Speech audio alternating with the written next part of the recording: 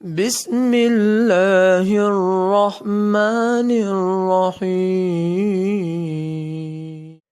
Assalamualaikum dear students, it's your video lecture of class 10th on the behalf of Leeds Grammar School.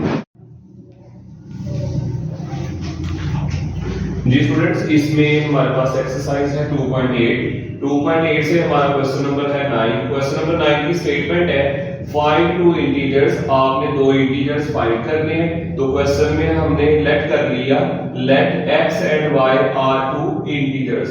जब question में हमने integers की बात की है तो हमने दो इंटीजर्स जो लेट किए हैं, एक हमारे पास इंटीजर हमने क्या लेट कर लिया x, दूसरा इंटीजर हमने लेट कर लिया y।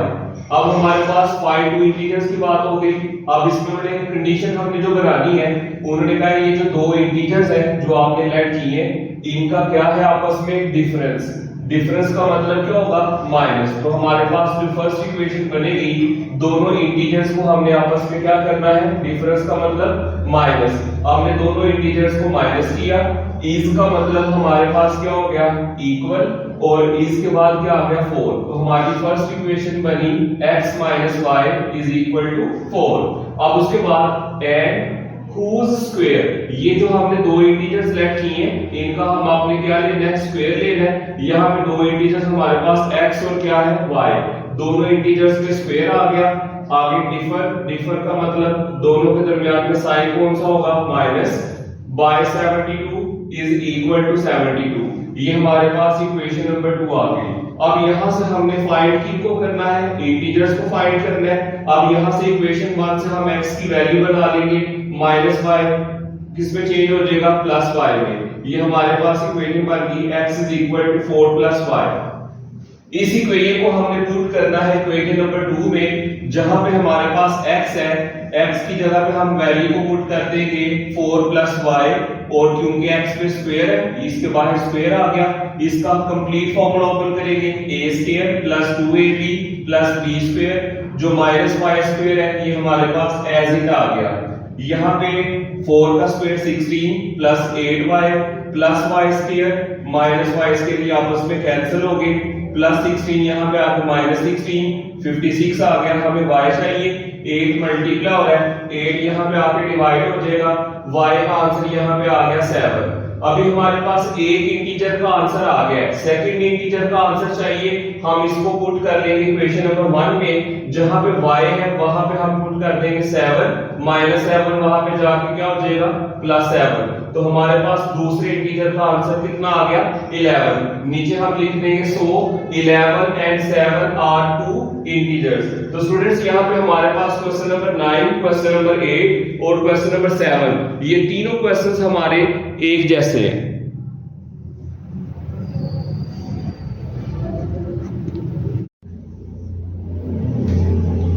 स्टूडेंट्स ये हमारे पास क्वेश्चन नंबर 10 है। क्वेश्चन नंबर 10 में लिखा हुआ है फाइंड डायमेंशंस। तो हमने लेट कर लिया डायमेंशंस, हमारे पास लेंथ x आ गई, विड्थ को हमने y रख लिया।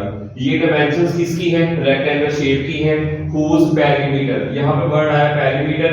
पेरीमीटर का मतलब होता है सम ऑफ ऑल साइड्स। अगर हमारे पास एक रेक्टेंगल शेप है, रेक्टेंगल शेप में हमारे पास इसको हम लेंथ कह लेंगे, ये हमारे पास विड्थ हो जाएगी।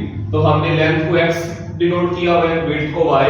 पेरीमीटर का फॉर्मूला 2 लेंथ + विड्थ, लेंथ की जगह x आ गया, विड्थ की जगह y आ गया। और पेरीमीटर उन्होंने हमें कितना दिया हुआ है, पेरीमीटर = 80 सेंटीमीटर। पेरीमीटर की जगह वैल्यू हमने पुट कर दी 80 सेंटीमीटर, 2 मल्टीप्लाई हो रहा है, यहाँ पे आके डिवाइड होगा, ये 40 आ जाएगा। पहली इक्वेशन में हमारे पास x + y = 40। फिर उसके बाद यहाँ पे वर्ड यूज हुआ है एरिया। एरिया का formula length multiply by width. Area का आंसर हमारे पास 375, लेंथ x है, विड्थ y। अब यहाँ पे इक्वेशन नंबर 1 से हमने y की वैल्यू बनाई, इस y की वैल्यू 40 - x को हमने पुट कर दिया इक्वेशन नंबर 2 में, जहाँ पे हमारे पास y है वहां पे हम ये वैल्यू पुट कर देंगे, x यहाँ पे दोनों से मल्टीप्लाई होगा, और यहाँ पे 40x - x², x² should be positive, -x² यहाँ पे आके +x², ये हमारे पास बन गई क्वाड्रेटिक इक्वेशन।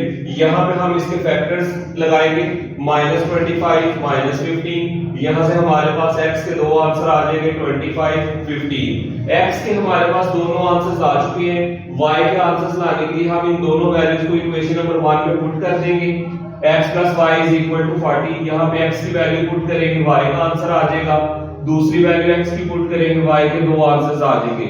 इनको हमने लिखना कैसे है, ब्रैकेट में डायमेंशंस को लिखेंगे, कॉमा से पहले वैल्यू x, कॉमा के बाद y।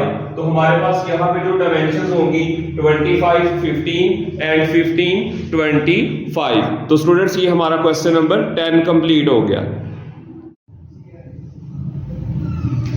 जी स्टूडेंट्स, यहाँ पे हमारे पास क्वेश्चन नंबर 6 है।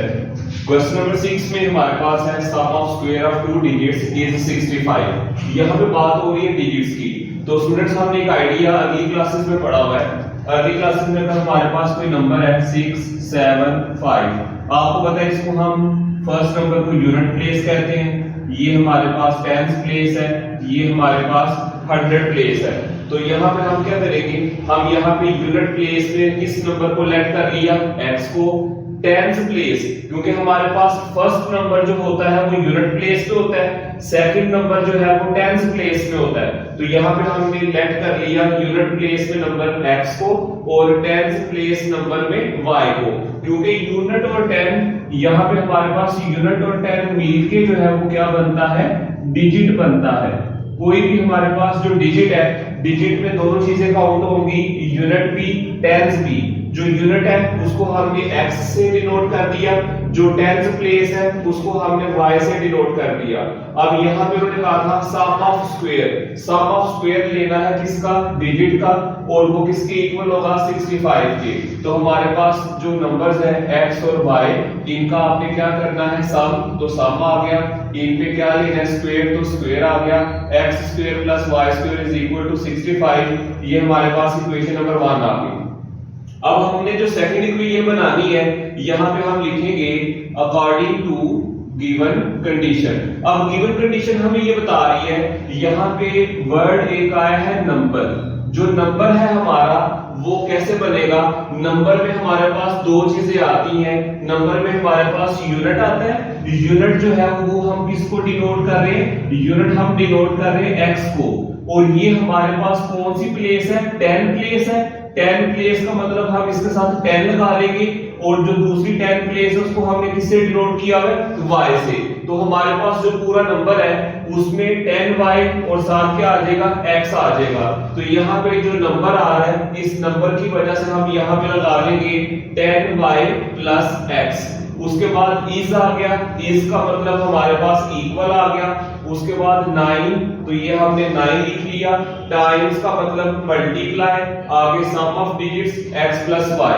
तो स्टूडेंट्स ये हमारे पास इक्वेशन बन गई, 10y + x आ गया, 9 को मल्टीप्लाई किया, x वाली टर्म्स को वन साइड पे किया, तो y का आंसर हमारे पास 8x आ गया। यहाँ से हमारा जो टारगेट है वो x और y की वैल्यूज है, ये y की वैल्यू को हम यहाँ पे इक्वेशन नंबर 1 में पुट कर देंगे। तो यहाँ से हमारे पास x² का आंसर 1 आ गया। Taking square root on both side, x का आंसर हमारे पास +-1, दोनों वैल्यूज को पुट किया। क्योंकि क्वेश्चन की स्टेटमेंट में उन्होंने पॉजिटिव का वर्ड यूज किया है, इसलिए नेगेटिव नंबर को हम इग्नोर कर देंगे। अब हमारे पास रिक्वायर्ड नंबर क्या बनेगा, रिक्वायर्ड नंबर के अंदर दो चीजें हमारी काउंट होती हैं, एक यूनिट और एक 10 प्लेस। तो हमने यूनिट प्लेस पे किसको रखा हुआ है, यूनिट प्लेस पे हमने रखा हुआ है x को। जब आपने रिक्वायर्ड नंबर बनाना है तो रिक्वायर्ड नंबर में दो चीजें होंगी। रिक्वायर्ड नंबर में जो यूनिट प्लेस है, यूनिट प्लेस पे आपने किसको रखा हुआ है, x को। x का आंसर हमारे पास क्या है, 1। तो यूनिट प्लेस 1 आ गई और 10th प्लेस में हमारे पास क्या आ गया, 8 आ गया। तो टोटल नंबर हमारे पास जो रिक्वायर्ड नंबर बना वो हमारे पास 81 हो गया, जो कि हमारा आंसर होगा।